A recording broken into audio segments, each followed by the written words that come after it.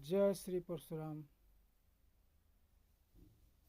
सर्वे भवन्तु सुखिनः, सर्वे सन्तु निरामया, सर्वे भद्राणि पश्यन्तु मा कश्चित् दुःखभाग् भवेत्।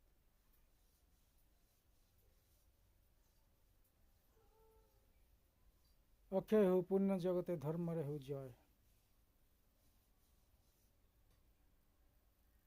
मो मनरे अनेक दिन हेलाणी गोटे प्रश्न घांटी होछि, ता होछि आमर सनातनी हिंदू माने केबे आ जागिबे। धर्म ना रे ये जो व्यभिचार को केते दिन आउ अंध भाव में प्रश्रय दे चली समर्थन करुथिबे। आज्ञा आम शास्त्र रे लेखा अछि, पिता धर्म पिता स्वर्ग पिता ही परम तप, प्रीतरी प्रीतिमा पनि प्रियंती सर्वदेवता, जननी जन्मभूमिश्च स्वर्गादपि गरीयसी। तेणु आमे कौन कले वर्तमान आमे आम बापा माँ मानू वृद्धाश्रम रे छाड़ दौचे। हाँ, बापा माँ मान को वृद्धाश्रम रे छाड़ दौचे। आमको भल लगुनि बुढ़ा बुढ़ी सेवा अर्चना करने भल लगुनि। आमे कौन करुचे, मठ मंदिर आश्रम दौड़ुचे।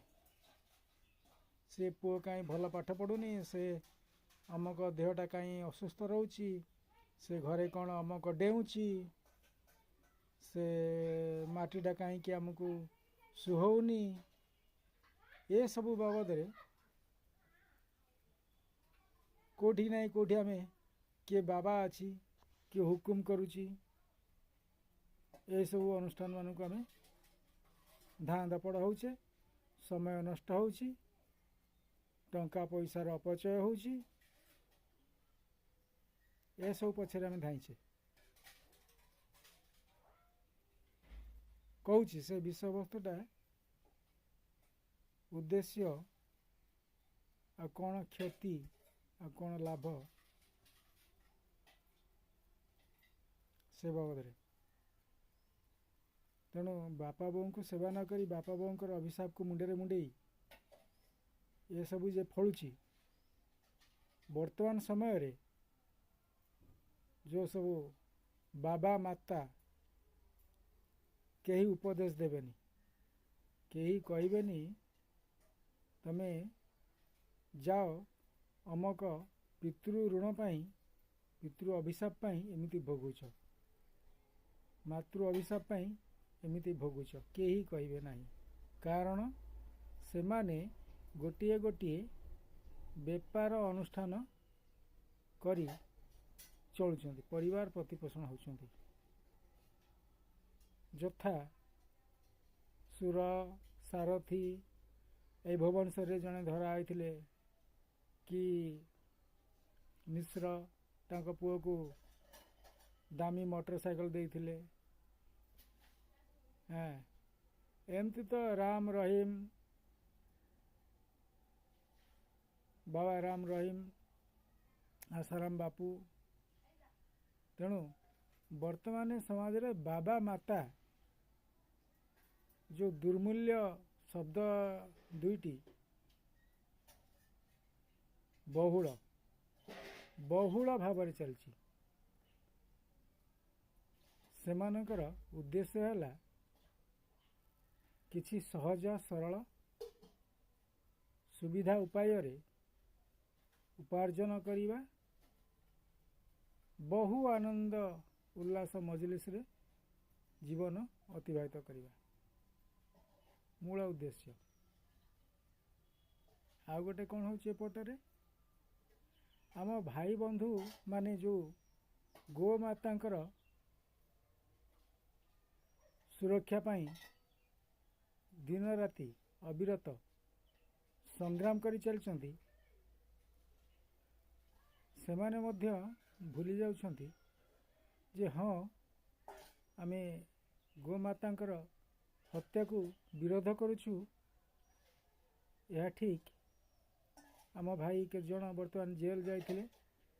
ସେ ସାହୁ ବାବୁ ଜଣେ, ଆଉ ରାଧା ମାଧବ ଦାସ ଜଣେ, ଯାଉ ଧର୍ମ ପାଇଁ ଯୁଦ୍ଧ କରୁଛନ୍ତି, କିଛି ଅଧର୍ମ ପାଇଁ ନୁହଁ, ଗୋମାତାଙ୍କର ସୁରକ୍ଷା ପାଇଁ କରୁଛନ୍ତି। ତେଣୁ ଭଗବାନଙ୍କର ଆଶୀର୍ବାଦ ଅଛି। ସେ ଆମର ସାହୁ ବାବୁ ମୁକୁଳିଲେଣି କି ନାହିଁ ମୁଁ ତ ଜାଣିନି, କିନ୍ତୁ ରାଧା ବାବୁ ବୋଧେ ମୁକୁଳିଲେଣି। ତାଙ୍କର ଆମର ଗୋଶାଳା ପାଇଁ ନିଶ୍ଚୟ ଜାଗାର ଆବଶ୍ୟକତା ଅଛି। ଗୋମାତାଙ୍କର ସୁରକ୍ଷା ପାଇଁ ଜାଗାର ଆବଶ୍ୟକତା ଅଛି। କିନ୍ତୁ ଆପଣ ବର୍ତ୍ତମାନ ଯେଉଁଠି ଦେଖିବାକୁ ଚାହିଁବେ, କେଉଁଠି ଆଉ ଗୋଚର ଅନାବାଦୀ ନାହିଁ। ଗୋଚର ଅନାବାଦୀ ଆଉ ନାହିଁ। ଏଇ ଯେଉଁ ସବୁ ମିଛିମିଛିକା କିଛି ମିଛିମିଛିକା ଭାଣ୍ଡାମି ଅନୁଷ୍ଠାନ କରି ବସି ବେପାର କରିବାରେ ବ୍ୟସ୍ତ। ଆଉ କିଛି ଦିନ ପରେ ସେମାନେ କ'ଣ କରୁଛନ୍ତି, ତହସିଲ ଅଫିସକୁ ଯାଇକରି କିମ୍ବା ଜିଲ୍ଲାପାଳ ଅଫିସକୁ ଯାଇକରି ଗୋଟେ ଏନକ୍ଲୋଜମେଣ୍ଟରେ ପାଉତି କାଟି ନେଇ ଆସୁଛନ୍ତି। ସେମାନେ ବି କାହିଁ ବୁଝିବେ? ଆମର ନିୟମ ଅଛି, ତୁମେ ଅନାବାଦୀ ଗୋଚର ଯେଉଁଠୁ ଯେତିକି ତୁମର ଚାହିଦା ମୁତାବକ ନେଲ, ପ୍ରତି ବଦଳରେ ସେତିକି ତୁମର ବ୍ୟବହାରିକ ଜମି ବଦଳ କରିବ। କିନ୍ତୁ ୟାକୁ ଖାତିର ନାହିଁ, ଜମି ବାଟରେ ରହିଲା।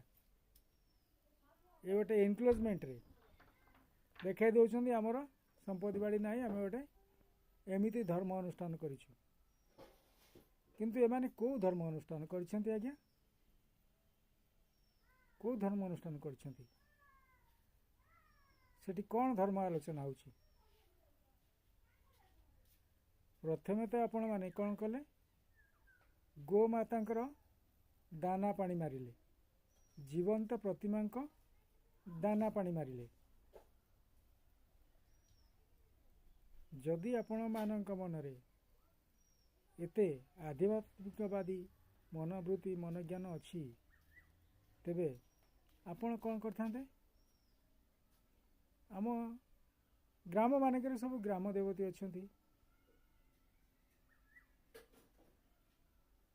ବିଷ୍ଣୁ ମନ୍ଦିର ଅଛି, ଶିବ ମନ୍ଦିର ଅଛି। ଅନେକ ଜାଗାରେ ପୂଜାରେ ଅବହେଳା ହେଉଛି। ସେଠି ଯାଇ ଆପଣ ସାହାଯ୍ୟ କରିପାରିଥାନ୍ତେ।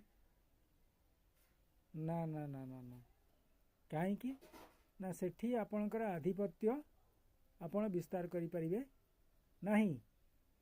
ଏମିତି ଅନାବାଦୀ ଗୋଚରରେ ଗୋଟେ ଅନୁଷ୍ଠାନ ଗଢ଼ି ଆପଣ